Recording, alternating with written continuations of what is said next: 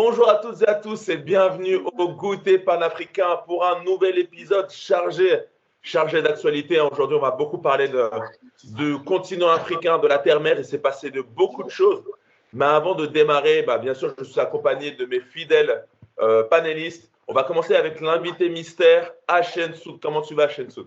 Merci encore une fois, Thomas, de m'inviter. Merci donc à mes copanélistes, Thibaut, représentant donc de l'Association africain du monde, qui milite dans le quotidien donc des personnes du continent qui sont confrontées à de très graves difficultés, notamment pour les départs sur le continent via Roissy. Je remercie aussi Aton qui est très chaud bouillant, qui est sur toutes les actualités au niveau de la rue et qui nous informe de ce qui se passe. Merci beaucoup. Merci à vous. Et on va continuer donc avec le président de l'Africa du Monde, Thibaut Obou. Comment tu vas? Je vais très très bien, merci. Bon retour. Et merci à Diessou pour le soutien, pour l'encouragement et puis surtout pour les contacts que tu as glanés ces derniers temps à travers tes vacances. C'est pas donné, même en vacances, ça travaille dur. Donc c'est vraiment une bonne chose. Alors, Aton, grand salut à toi. Toujours le guerrier, toujours là. On est ensemble. Même en pleine gare Montparnasse. Le dernier, c'est Aton qui est là, qui est à la gare Montparnasse en direct. Et malgré qu'il soit à la gare, il a décidé de faire le podcast avec nous. Donc, comment tu vas, Aton? T'as pas tout ça. Moi, non, ça va bien. Donc là, on est en pleine gare Montparnasse, donc on va partir. Mais voilà, je voulais faire un petit coucou à tous. Et puis, même si on va faire un petit podcast rapide en vous donnant le maximum d'informations, d'actualités qu'on a pu l'année ce week-end. Ok, en parlant d'actualité, Ashen Soud a soulevé que tu étais au cours d'une manifestation. Est-ce que tu peux nous en dire plus avant qu'on démarre le sujet? Effectivement. Ouais. Donc, nous, on était hier à une manifestation panafricaine qui s'est située à Paris. Et donc, l'objectif, c'est que… Un peu plus proche de ton micro. Alors, je vais parler comme ça. Ouais. C'est vrai que cette manifestation qui avait lieu à Paris, c'est la première fois que je voyais un petit peu tous les francophones un peu rassemblés pour s'éveiller un peu. Excuse-moi de te couper, est-ce que tu peux réexpliquer c'était quoi comme manifestation? Le titre, c'était quoi? C'était vraiment une manifestation panafricaine, tout simplement. Ok. Donc elle n'allait pas plus loin et c'est donc contre le franc CFA, contre ces dingueries que nous fait la France-Afrique. Je sépare bien le peuple de l'État français. Donc c'est des dingueries quoi. Et donc toutes ces dingueries qui sont faites sur l'Afrique, les gens en ont un peu marre et voulaient l'exprimer vraiment dans la rue et se dire en fin de compte stop quoi. Cette France-Afrique montée par Foccart, De Gaulle, etc. Ça suffit et qui continue un peu par Macron quoi d'ailleurs. La Macronie est toujours un peu investie à l'intérieur. Ça suffisait. Ce qui se passe en Côte d'Ivoire, c'est pas normal. Ce qui se passe au Burkina Faso aussi, on en parlera. Ce qui se passe au Mali aussi, un rapport. Et tout ce qui est dans la zone sahélo-sahélienne, un rapport aussi. Et donc où on voit la patte de la France-Afrique à l'intérieur, qui interdit un peu Wagner et qui est une alternative de défense contre l'oligarchie occidentale et qui donne un peu le droit à d'autres expressions africaines de s'exprimer sur le continent. Et cette manifestation avait pour but de dire non à la France-Afrique telle qu'on la connaît. Et voilà, quoi, des peuples ont le droit à la liberté d'auto-expression. Et voilà, ils étaient là pour s'exprimer. Et j'étais là pour les soutenir avec plus de force encore. C'est ça, pour moi, c'est toujours un hic. Il y a des gens, certes, mais le monde, pour moi, le monde ici, j'estime qu'on est plus de quelques millions, donc le monde n'y était pas. Mais bon, après, déjà les éveillés y étaient. Donc on peut dire que déjà il y a un premier éveil. C'est une manifestation qui… Il y avait combien de personnes à peu près? Très sincèrement, on peut dire 3000 personnes. Moi, j'aurais voulu qu'il y ait plus d'1 million, bien sûr. Moi, je suis toujours un optimiste chevronné, donc je suis toujours vers le million que vers le millier. Et plus il y aura de gens éveillés de cette zone-là, parce que faut vraiment qu'on prenne conscience que la France n'a rien et il n'y a pas de pétrole en France, il n'y a pas d'or en France, il n'y a pas d'uranium en France. Donc tous ces éléments-là viennent bien de quelque part, et si ce n'est d'Afrique, d'autres. Donc là-bas, les Africains sont appauvris, très appauvris, pour enrichir tout simplement depuis un demi-siècle, on va dire, voire plus, même un siècle, toujours une métropole qui est toujours plus gourmande qu'avant. Donc, on aura le temps d'en parler avec les kilos d'or qui sont pris en Côte d'Ivoire, au Mali ou éventuellement dans la zone sahélo-sahélienne, d'où l'installation de l'armée française là-bas. Et aujourd'hui, on veut stop. Le CFA, faut que ça s'arrête. Ces monnaies-là, qui ont des monnaies d'un autre temps, faut que ça s'arrête. Des conscientisations, faut qu'il y en ait plus. De Français et d'Africains entre-temps. Voilà, faut qu'il y ait deux personnes se puissent s'ouvrir les yeux pour que un monde égalitaire puisse se mettre en place. Voilà. Parfait. Bah, tu as parlé un peu du sujet qu'on va traiter aujourd'hui. On va parler de la situation qui se passe sur le continent africain. Notamment, il y a un éveil qui est en train de se dérouler, plus particulièrement au Burkina Faso, où le capitaine Ibrahim Traoré est officiellement désigné président le 5 octobre 2022. C'est le plus jeune gouverneur d'un État au monde. Il a 34 ans.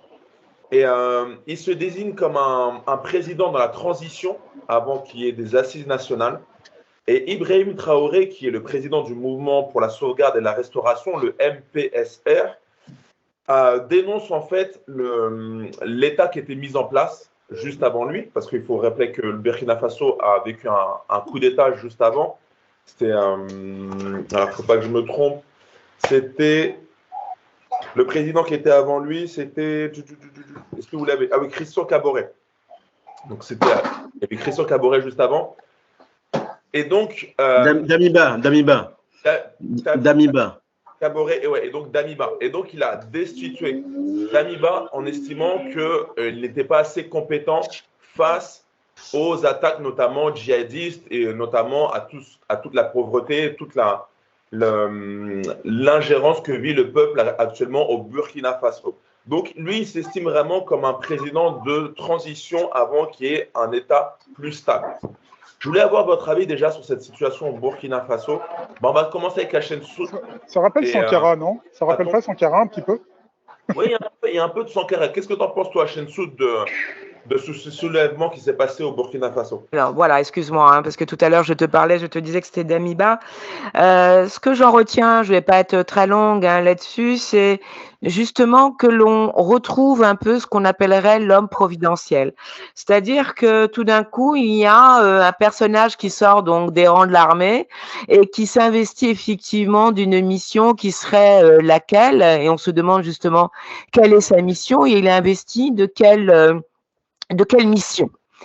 Ça, c'est assez important donc à bien comprendre, parce que d'un côté, on a donc des hommes providentiels en quelque sorte, qui se disent effectivement venir au nom de je ne sais quoi, mais qui ont été formés par un groupe, par un pays, par une école, et qui sont porteurs effectivement d'un idéal, et qui sont porteurs aussi d'un objectif. Il ne faut pas oublier que Damiba, il était aux côtés de Blaise Compaoré. Alors, comment est-ce que Damiba a pu se défaire justement de cette identité-là? Il faisait partie de la garde présidentielle de Blaise Compaoré.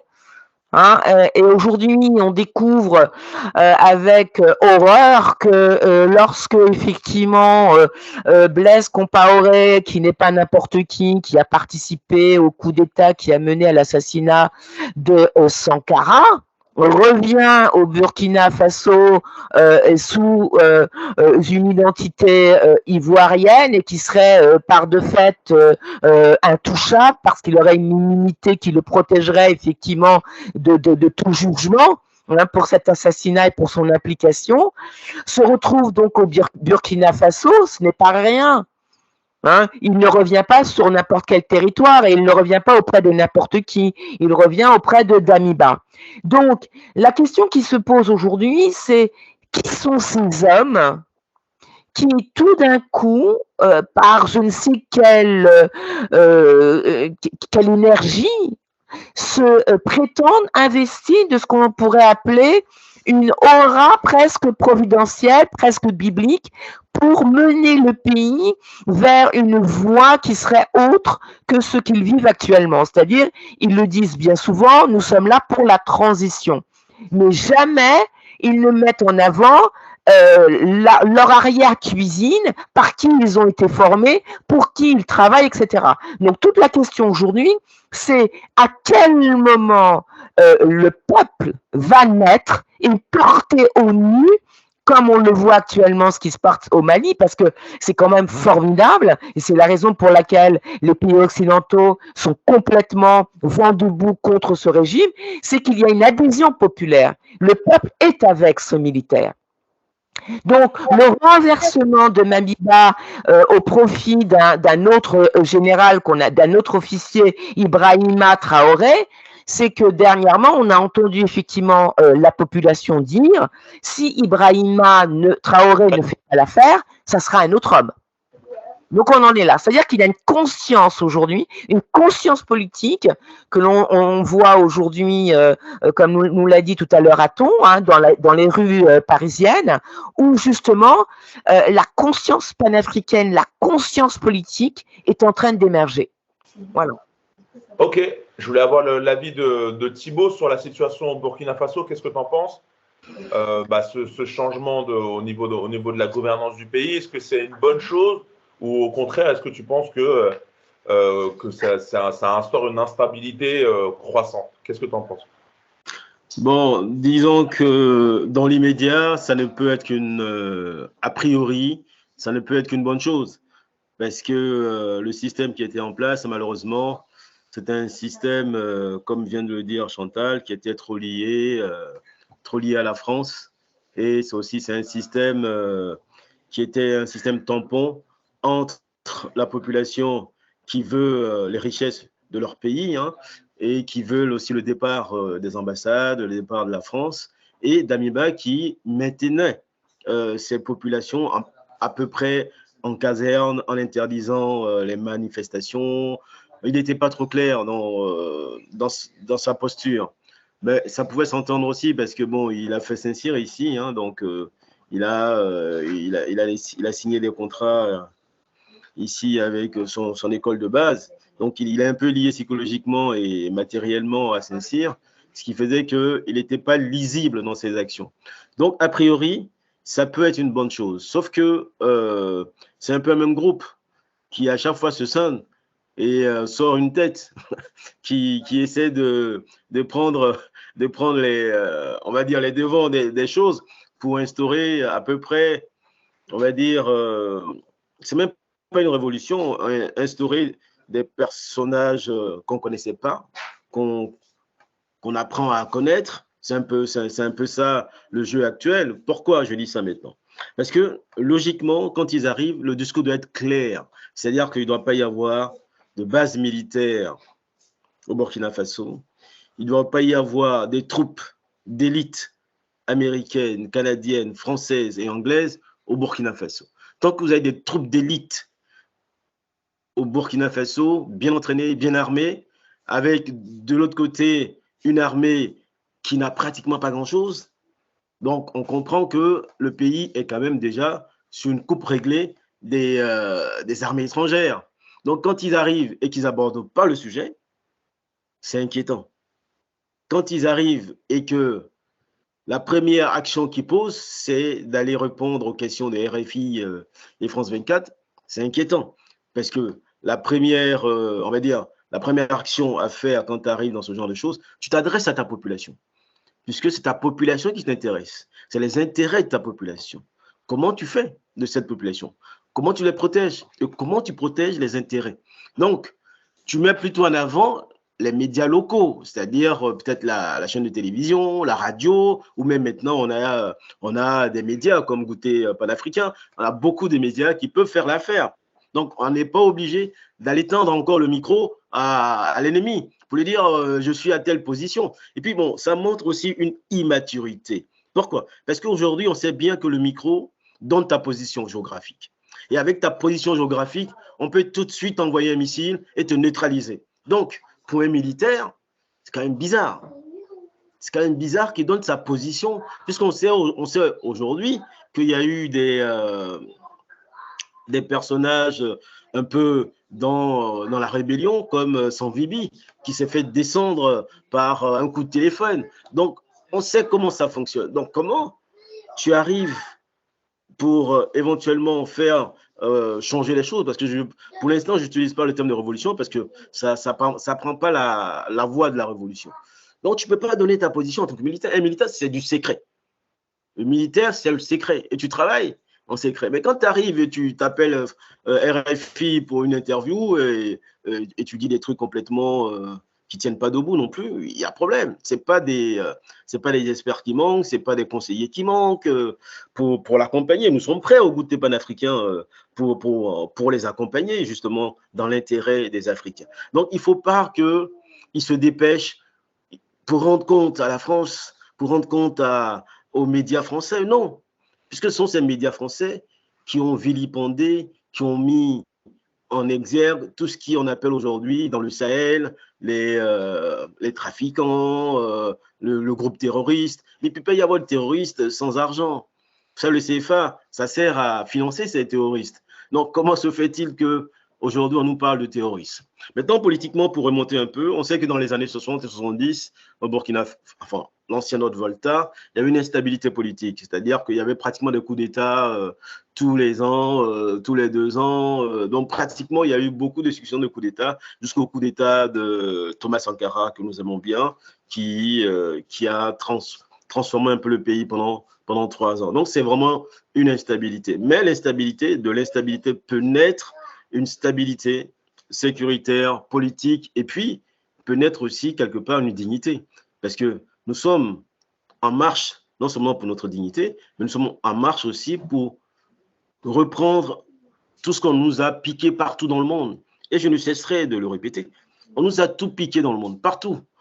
Où on était, on n'y est plus. On est des minoritaires. Donc, au Burkina Faso, je souhaiterais que ça aille dans le sens vraiment de l'intérêt de la population et que la population soit aux aguets, parce que c'est quand même grâce à la population qu'il a pu terminer son coup d'État, parce que le coup d'État n'était pas terminé, parce que Daniba a été mis au frais à l'ambassade de France avec les troupes dont je parlais tout à l'heure. Donc, ils étaient vraiment en position de force militairement.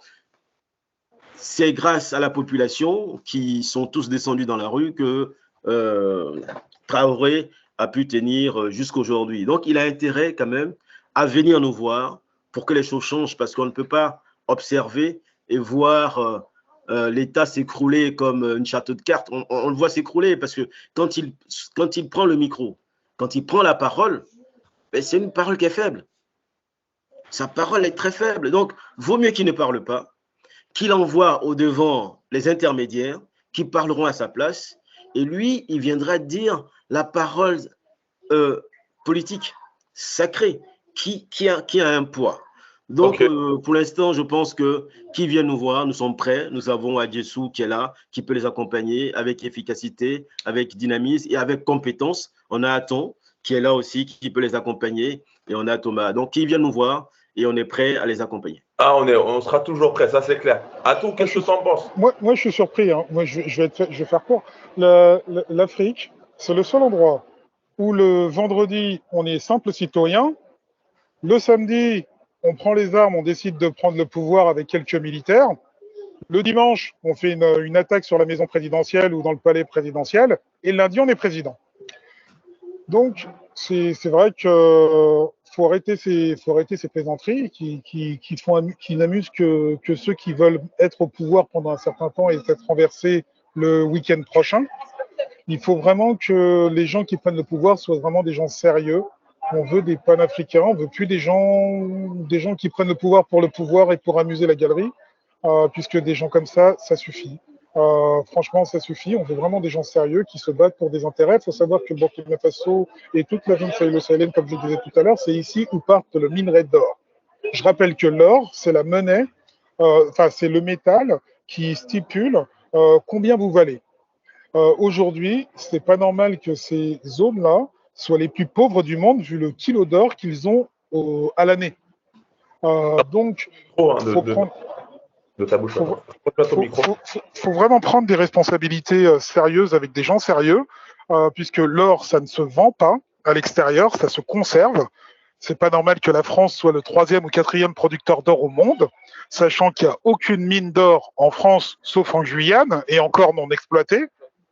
et que l'or vient bien de quelque part. Donc, faut bien se poser les questions que cet or-là vient de ces régions-là et qu'il serait temps d'avoir des panafricains qui conservent leurs intérêts, parce qu'on sait bien que les gouvernements n'ont que des intérêts et pas d'amis, qui conservent leurs intérêts aurifères pour enfin créer un monde idéal chez eux au Burkina Faso ou éventuellement dans toute cette région-là.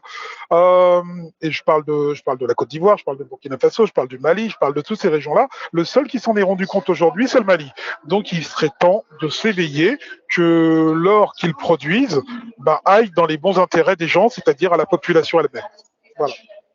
Ok, à vous écouter, j'ai l'impression que ce coup d'État est plus quelque chose comme une plaisanterie qu'autre chose. J'ai l'impression que vous ne le prenez pas trop au sérieux, ce nouveau président. Mais par contre, qu'est-ce que vous en pensez d'Assimi Goïta? Si on les comparait les deux, est-ce que c'est la même chose ou pas? Une personne extérieure, parce que moi, quand j'ai regardé... Mathieu, ton son n'est pas bon. Hein. Le son n'est pas bon? Ton son, Thomas. Vous m'entendez ou pas? Oui, on t'entend, mais loin. Okay.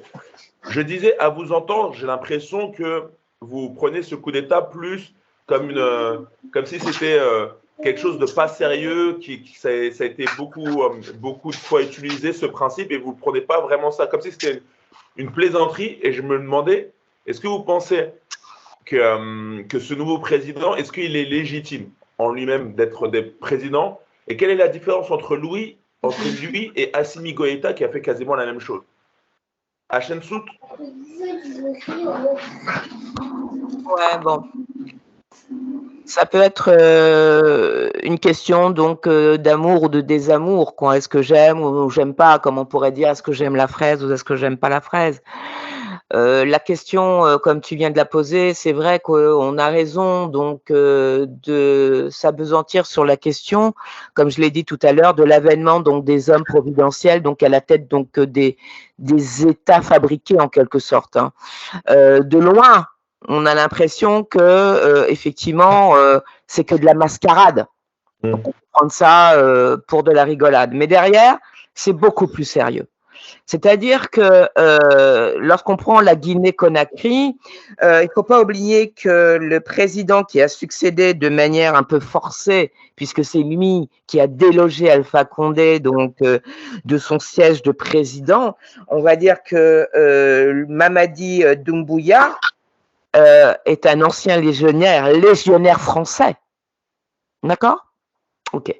En sachant ça, on voit qu'il a été formé, il est fabriqué d'une certaine façon. Donc ça peut prêter à rire d'être légionnaire français, une promotion en quelque sorte. Hein. Ensuite, on pourrait dire, est-ce que les États du continent sont à même de produire d'elles-mêmes des hommes suffisamment puissants qu'ils incarnent effectivement les intérêts du peuple? Je le crois. Je le crois parce que une chose qu'il ne faut pas oublier, c'est qu'on ne se fabrique pas tout seul. Mais si on ne se fabrique pas tout seul, c'est qu'on choisit ses alliances, d'une manière ou d'une autre. On s'écarte de ceux qui vous ont formé. Et aujourd'hui, la question se pose, est-ce que les militaires qui sont arrivés au pouvoir sont capables de se défaire de justement l'empreinte de la France-Afrique pour pouvoir à un moment donné dire on veut aller plus loin. L'avantage de Goïta, c'est qu'il dit je parle de manière souveraine. Il a été formé en Russie. Il a été formé en Russie en plus. Il n'a pas été formé avec la France-Afrique. Voilà, j'allais y venir. Mon discours, je le tiens au nom et pour le peuple malien. Il ne faut pas oublier une chose, comme vient de le dire Aton, la présence donc de l'Union soviétique donc aux sorties des indépendances. L'Union soviétique était sur l'ensemble effectivement des pays de l'Afrique francophone et la guerre, comme je l'ai dit en arrière-plan, se déroulait entre les superpuissances. C'est-à-dire que l'Union soviétique avait intérêt justement à s'allier avec les pays qu'on appelait autrefois les pays du tiers-monde contre l'Occident.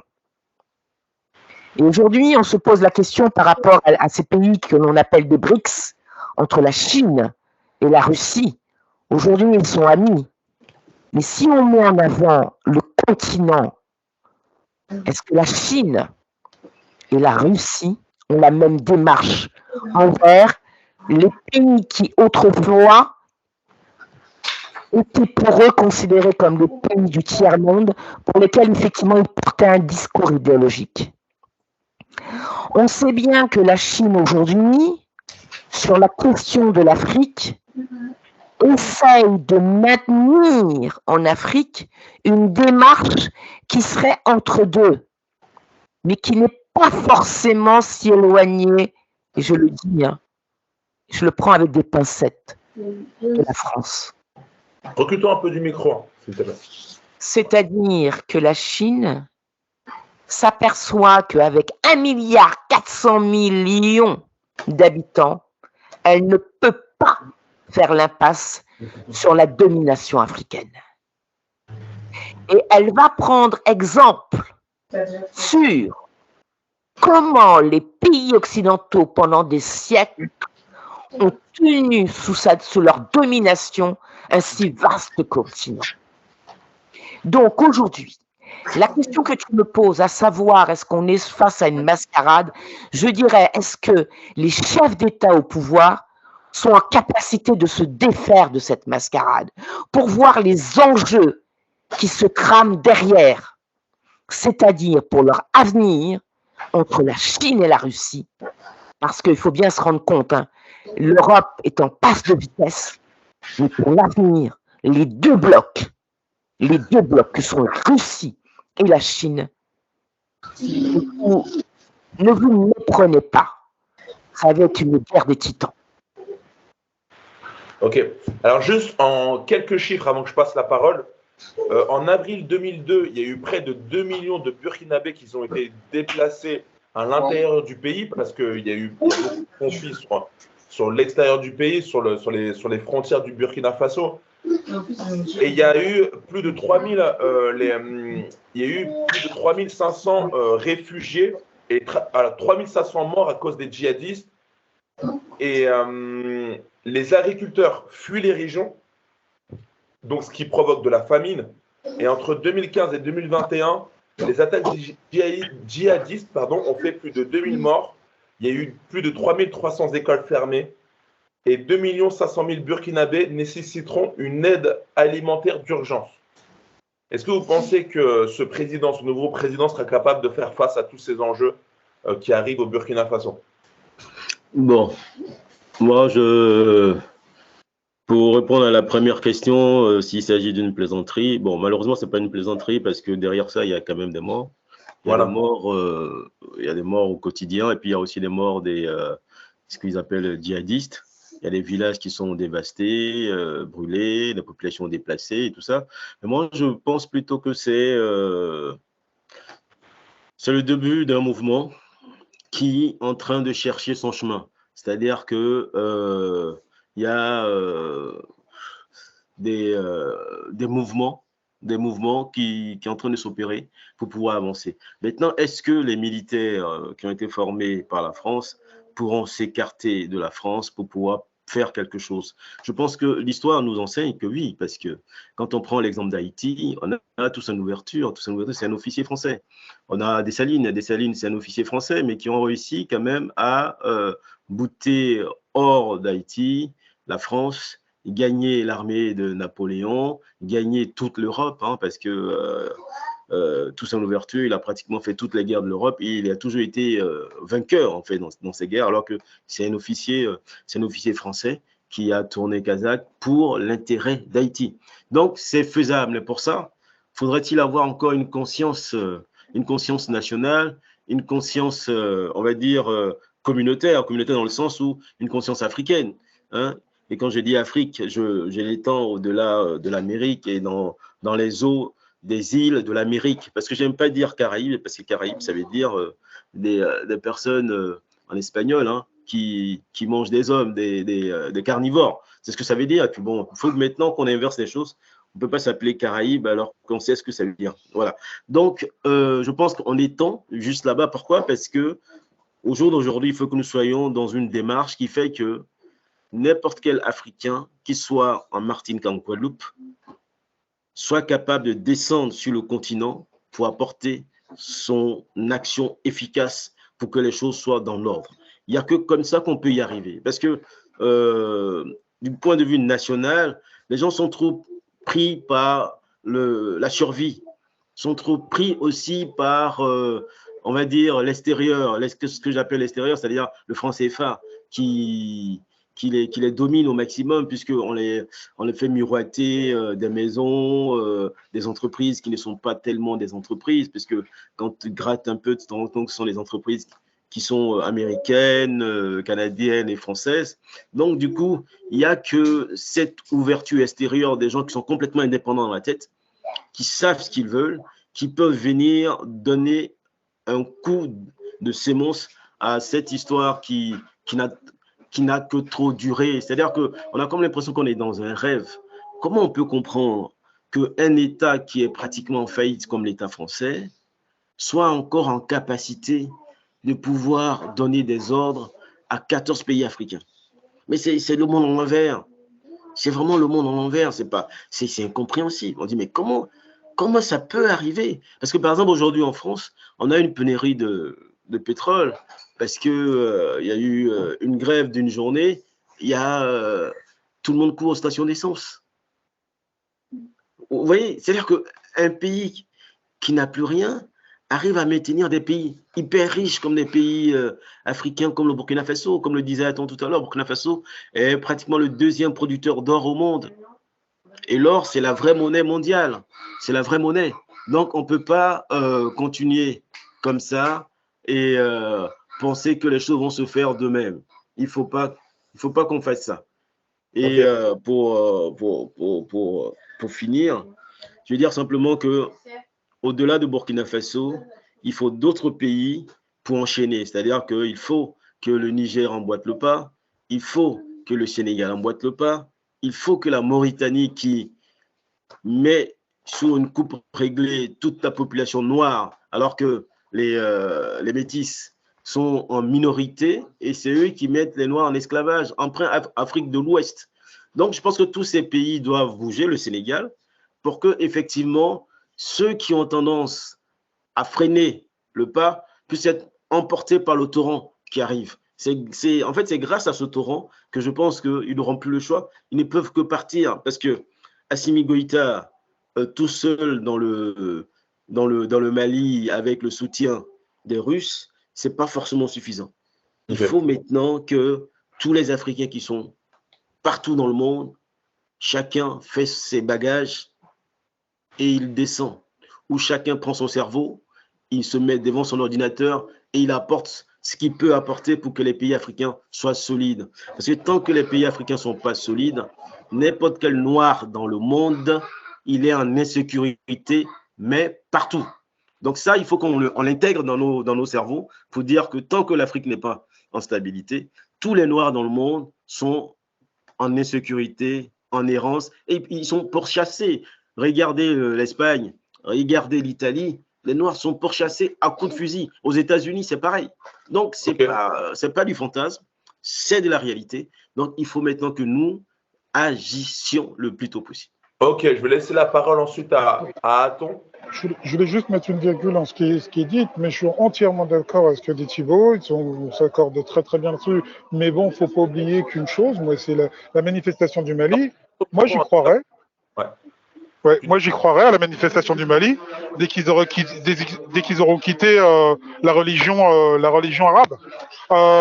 J'y croirais à la religion. Aux manifestations du Burkina Faso dès qu'ils auront quitté les religions arabiques. Je pense que à la base, toute manifestation, toute révolution se fait par une conscience d'être un ancrage idéologique sur ses terres natales. Donc pour moi, c'est le retour aux valeurs ancestrales et c'est celle qui va nous donner la force de nous libérer de toutes ces invasions qu'on subit aujourd'hui, que ça soit en Côte d'Ivoire avec le christianisme qui fait des ravages. Je pense que ces religions-là quitteront l'Afrique, mais c'est un rêve ce que je fais, mais je crois même que c'est pas possible. On va se dire la vérité, c'est pas possible, mais une révolution se fera que lorsque les gens seront ancrés dans certaines valeurs. Et à partir de là, ils trouveront le courage de quitter, de faire. Mais tout le monde va nous respecter. Ouais. C'est quel peuple peut s'ancrer avec une religion extérieure? C'est de là où parle le courage. Et après, le reste des valeurs, ça va suivre. Mais c'est une minorité qui va donner le là. C'est une minorité qui va donner le là. Je pense que des minorités panafricaines qui donneront le là et ça partira d'une manière pyramidale. Et on voit comment la France souffre encore actuellement au Mali.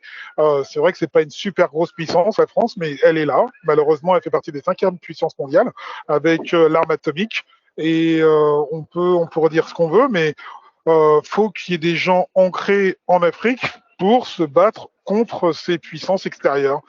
Donc c'est de la faute aussi aux Africains si on en est là aujourd'hui. Voilà. Alors, je ne dirais pas.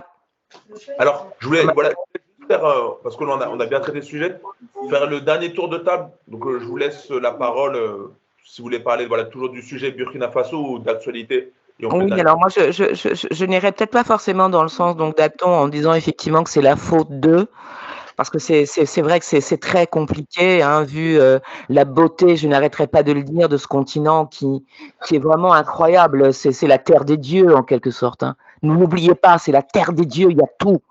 Des animaux, au niveau de la faune ou de la flore, les écosystèmes antiques, la beauté donc de la mélanine a permis effectivement que des générations et des générations puissent voir le jour sur cette planète.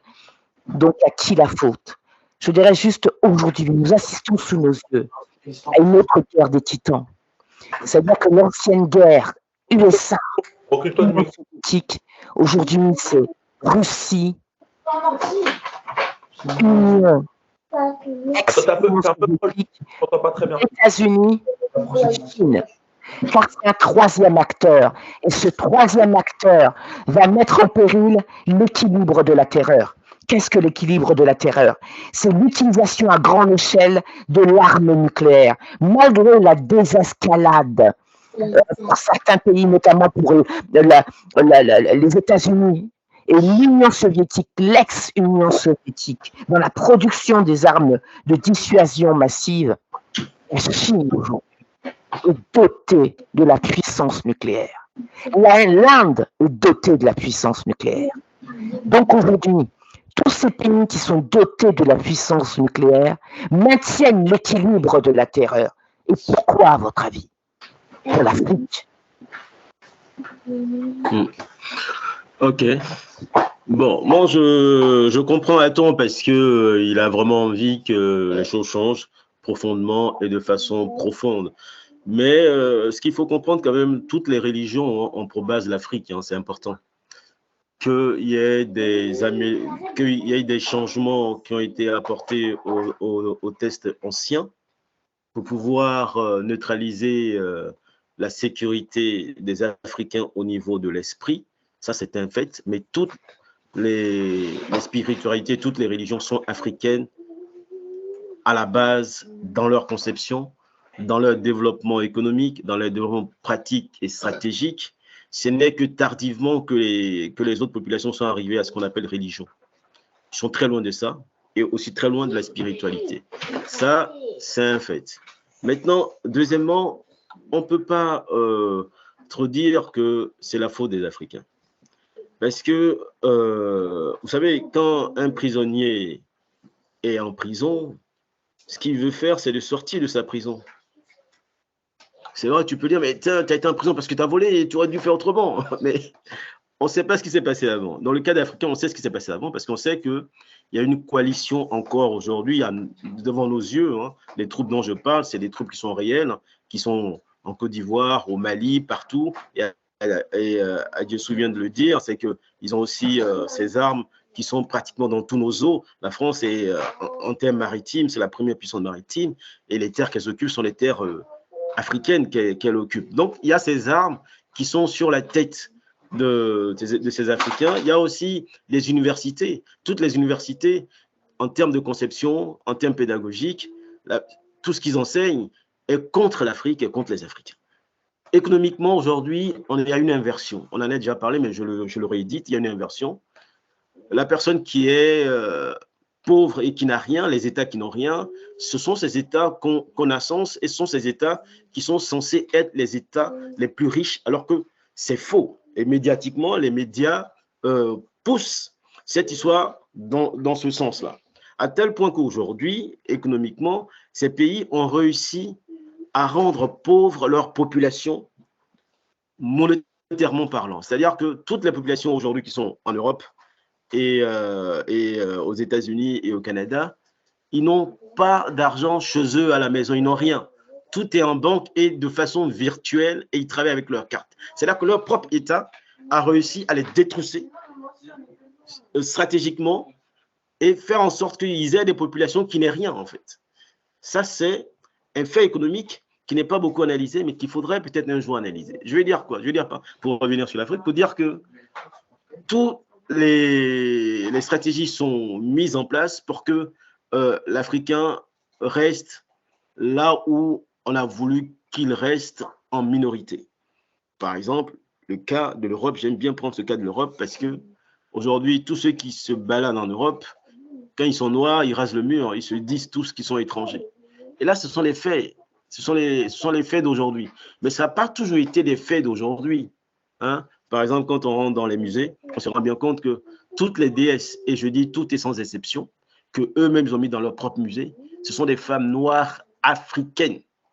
Donc, comment dans tous les musées, les déesses, c'est-à-dire que l'esprit de Dieu, ceux qui étaient les dieux à leur époque, c'est que des noirs africains et des femmes noires africaines qui étaient des dieux pour des pays européens. Ça veut dire que c'était que des noirs à l'époque. Et ces noirs-là, les religions ou les spiritualités qu'ils pratiquaient, ce sont des spiritualités africaines. Donc, je l'ai écrit dans mon livre, Le pouvoir divin de la femme noire africaine, pour dire qu'on ne peut pas se dire que c'est la faute des Africains. Je pense que c'est vrai. Il peut y avoir des poches qui soient ouvertes dans lesquelles les gens vont parce que la mentalité en elle-même a tellement été sabotée qu'elle n'est pas assez forte pour pouvoir résister à l'attaque tous les jours de façon incessante, médiatique, économique, scolaire, même la population africaine, même quand je dis africaine noire, elle-même, elle est contre elle-même. Parce que c'est rare de voir, c'est rare, ça existe, il y en a beaucoup, maintenant il y a les panafricains, c'est rare de voir les Africains déterminés et qui ne sont pas dans la complaisance et qui ne sont pas dans la réconciliation. Alors Thibaut, excuse-moi de te couper, il y a Aton qui va partir dans quelques minutes. On va lui laisser la parole, après on reviendra. Oui, j'ai fini. Je veux juste te dire que le combat continue. On est qu'au début d'un combat qui est transversal, qui va durer encore quelques temps.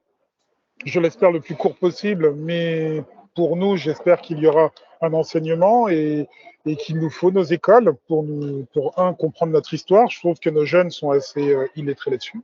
Donc, ce serait pousser certaines écoles, les écoles panafricaines, donc aller dessus. Et pour revenir sur les événements en Afrique et au Mali, les choses vont changer très prochainement, donc restez connectés avec nous. Je pense que Goûter Panafricain, on aura l'occasion d'en reparler et plein d'informations vont retomber derrière. Voilà, c'est ce que je voulais ainsi insister. Et voilà, écoutez, pour moi, c'est toujours Nkunja Seneb. Et en tout cas, bon courage à tous. Il est beau ton t-shirt. Salut, bye bye. Ouais, montre-nous ton t-shirt. Salut, hein. Il est classe, Panafricain et tout. Rouge vert noir, marqué de Garvet. Tu l'as eu où ton t-shirt? Non, c'est une sœur qui me les fait. J'envoierai le lien directement. Ça permet de soutenir un petit peu son travail parce qu'elle fait un travail assez sympa. Ouais. Et voilà quoi. Donc c'est les t-shirts que je mets pour soutenir un peu son travail. On en a plusieurs maintenant sur Paris. J'en vois de plus en plus. Hein. Regardez bien, soyez attentifs sur les rues. Ça veut dire que des gens sont de plus en plus éveillés et de plus en plus panafricains parce que c'est l'Afrique qui va nous sauver et l'Europe ça descend progressivement.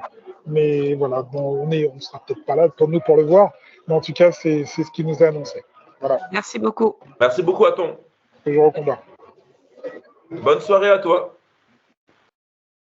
À bientôt. Oui, Oui, alors moi je. voilà, on va se faire un dernier tour de table. Donc, je vous laisse Oui. la parole. Bon, je remercie Aton, je remercie pratiquement toute l'équipe, vaillante et puis toujours là quand il faut, dans les bonnes actualités et dans les perspectives, dans le combat. Et je pense que notre combat porte. On commence à être beaucoup suivi un peu partout dans le monde. Et maintenant, on demande aussi à tout le monde de venir s'abonner à notre chaîne, de venir échanger avec nous sur nos plateaux, qui viennent aussi se mettre à la sagacité de nos réflexions et que nous allons échanger ensemble et faire en sorte que les pays africains se renforcent. Et donc, c'est le goûter panafricain qui le fait. Donc, je les invite tous à venir sur le plateau de goûter panafricain pour que les choses changent. Très, très bonne initiative. C'est répartager un maximum à ce podcast. Et si même vous avez envie d'intervenir, n'hésitez pas à nous laisser votre adresse mail en commentaire ou sur notre compte Instagram, nous contacter et on se fera un plaisir d'échanger avec vous. Hachem Sout. Oui, alors un petit peu donc en conclusion, je dirais que le combat continue. Hein, ça c'est vraiment notre slogan, excusez-moi, de notre organisation. Hein, le combat continue puisque dernièrement il y a notamment en Guadeloupe quelques personnes qui ont eu la bonne idée de remettre au goût du jour la colonisation, c'est bien. Et j'aimerais que justement tous les panafricanistes puissent justement intervenir par rapport à ces gens-là, un peu comme les Ouattara, comme les Damiba, on ne sait pas d'où ça sort, mais ils ont l'air d'être contents d'avoir été colonisés. Et je voulais leur dire qu'on ne choisit pas d'être colonisé et tout autant qu'on ne choisit pas la colonisation comme objet de son désir. Tu peux nous donner des précisions sur ça, en fait, parce qu'on n'a pas… Oui, parce que Louisie, de son prénom, Louisie, je vais vous donner son nom, parce que Louisie Joseph a déclaré tout comme Romana, qui n'existe pas de peuple noir, elle ose affirmer qu'au niveau de la musique, elle le dit bien haut et fort, hein, elle le prononce avec tout son cœur, etc. Elle dit que la colonisation est une bonne chose. Donc, qu'elle choisisse effectivement d'être colonisée. Effectivement, on verra. Alors, je vais juste apporter donc une précision. Donc, Louisie Joseph, c'était une chanteuse là, d'un groupe qui s'appelait, je ne rappelle plus, Popstar ou un truc comme ça, L5. Donc, c'est juste une nana qui a fait c'est juste une femme qui a fait un tube dans sa vie.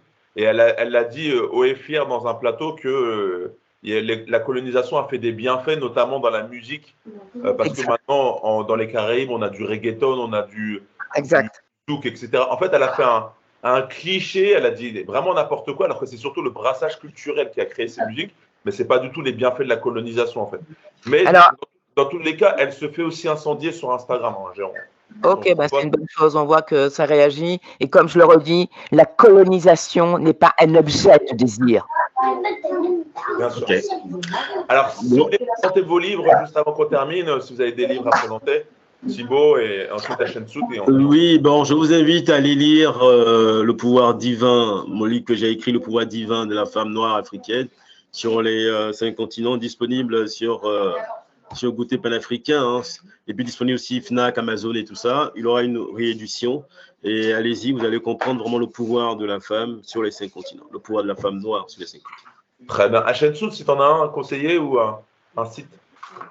Oui, alors je voudrais juste donner alors c'est assez incroyable, hein. Ça s'appelle Le modèle américain d'Hitler. Comment les lois raciales américaines inspirèrent les nazis. C'est encore d'actualité puisqu'on voit effectivement les dégâts et puis même au niveau mental par rapport à cette femme-là. C'est de James Whitman et c'est aux éditions Armand Collin. Le modèle américain d'Hitler, comment les lois raciales américaines inspirèrent les nazis. Et même au niveau de la conscience, il y a encore des nègres qui sont colonisés. C'est vrai que le lavage de cerveau a été efficace pour certains. Exact. C'est vrai que quand j'ai vu ça, j'ai été choqué. Mais t'inquiète pas, il y a beaucoup de monde sur les réseaux sociaux qui sont aussi choqués de ces propos. En tout cas, merci à vous. Merci d'avoir encore participé à ce podcast. C'était très enrichissant. On a fait on a balayé l'actualité qui se passe en Afrique, plus particulièrement le Burkina Faso et un peu en comparatif avec le Mali de Assimi Goïta.